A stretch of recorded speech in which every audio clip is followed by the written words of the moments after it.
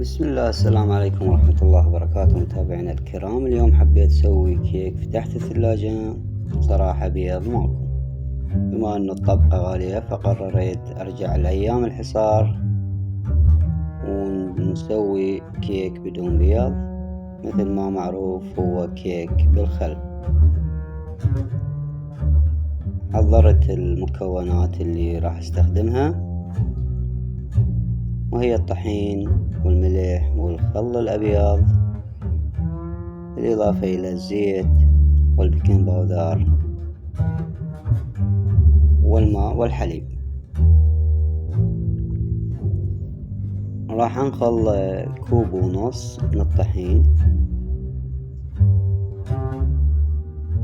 مثل ما موضح او مبين امامكم.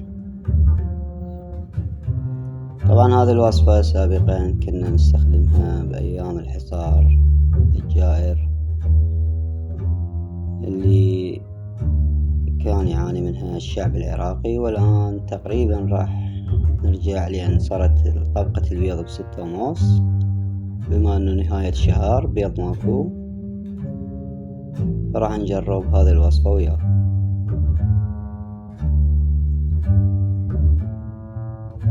ننخل الكوب الأول ونضيف نصف الكوب الثاني.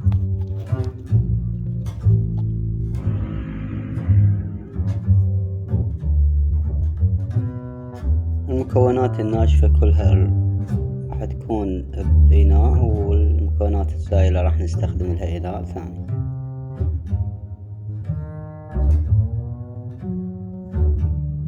هنا راح نستخدم نشا الذرة، راح ناخذ من عنده 2 ملعقتين.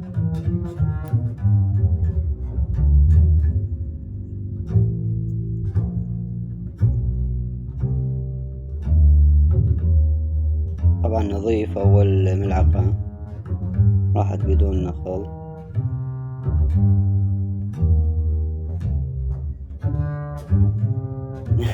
متأخر.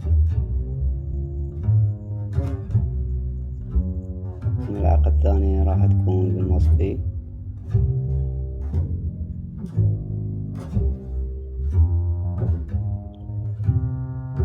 راح نستخدم 1.5 ظرف من البيكنج باودر،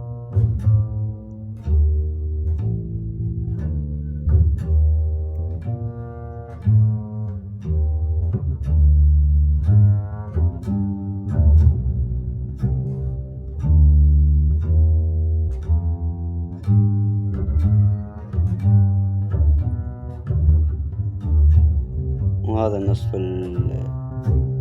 الثاني،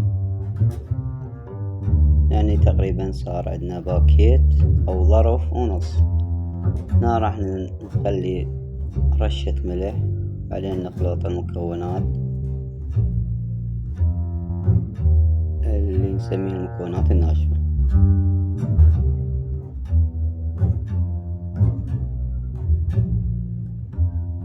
طبعا هذه الكيكة راح تكون يعني تقريبا شبه سائلة.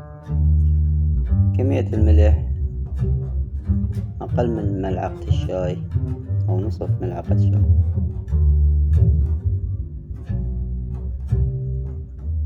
بعد ما خلطنا كافة المكونات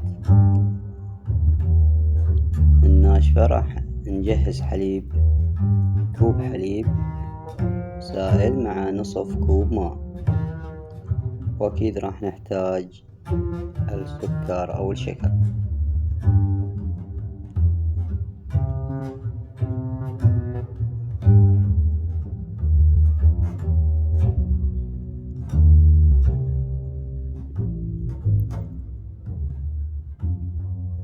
مقدار كوب حليب، حتى الماء يعني غير متوفر السائل، نخلط كوب من الحليب الباودر ونضيف له نصف كوب ماء. هسه الآن صار عندنا 1.5 كوب سائل.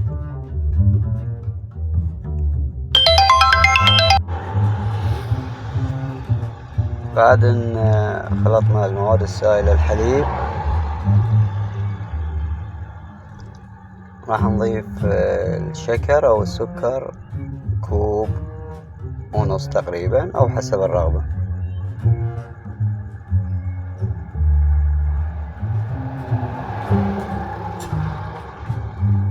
هذا النصف الكوب الثاني. حاول ان نخلط خلط جيد حتى يتجانس.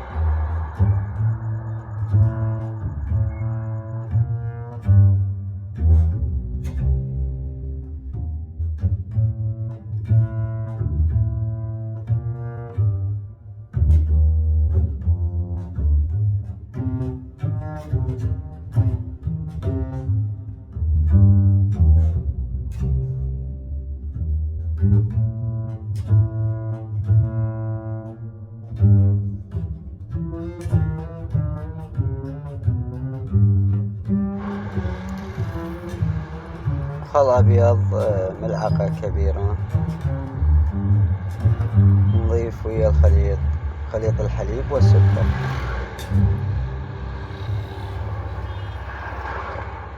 نخلط جيدا حتى تذوب حبيبات السكر.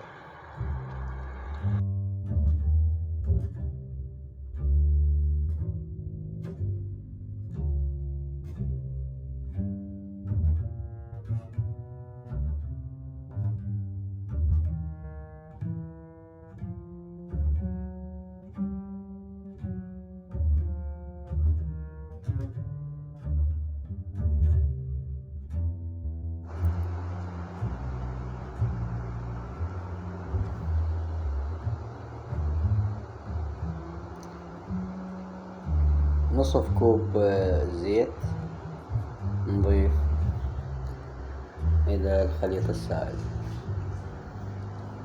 ونستمر بالخلط حتى يتجانس الخليط. بعد هذا نضيف تدريجيا الطحين مع المكونات الأخرى.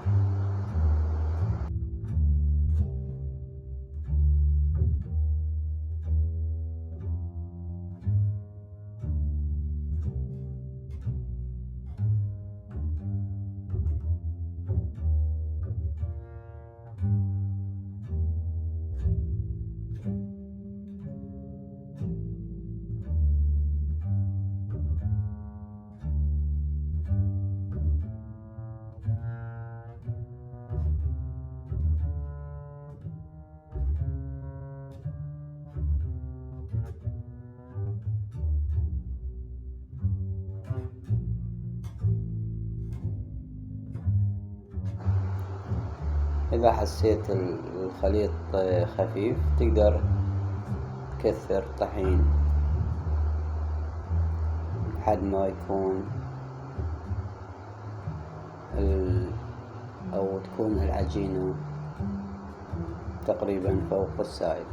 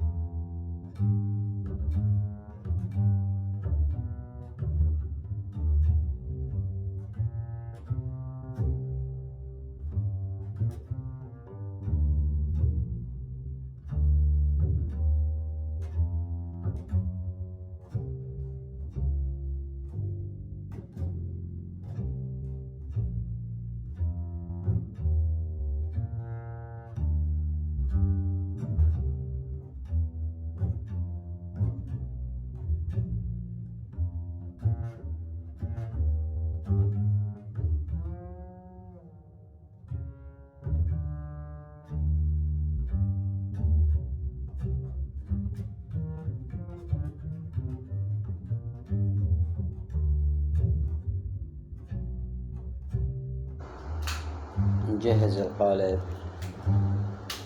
يكون مدهون بالطحينية أو الزيت مع الطحين.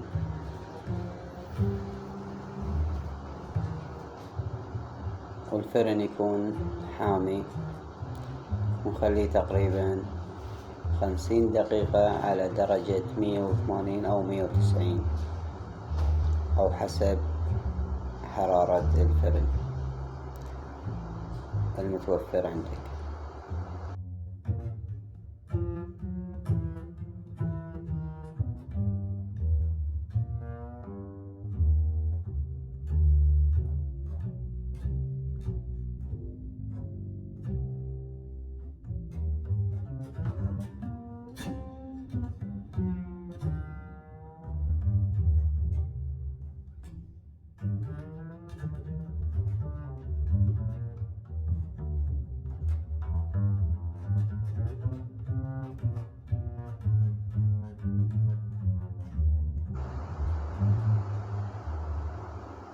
هذه النتيجة، شكل شهي. صحيح ما انتفخت أو ارتفعت زايد، لكن الحمد لله أكيد بطنها راح تكون مستوية جدا. بعدين قلبتها لزق القالب. هنا تمت المعالجة. راح نضيف لها صلصة الفراولة وليس الكريم، وإن شاء الله تجربون الطريقة وتعجبكم، وعلينا وعليكم بألف عافية. والسلام عليكم ورحمة الله وبركاته.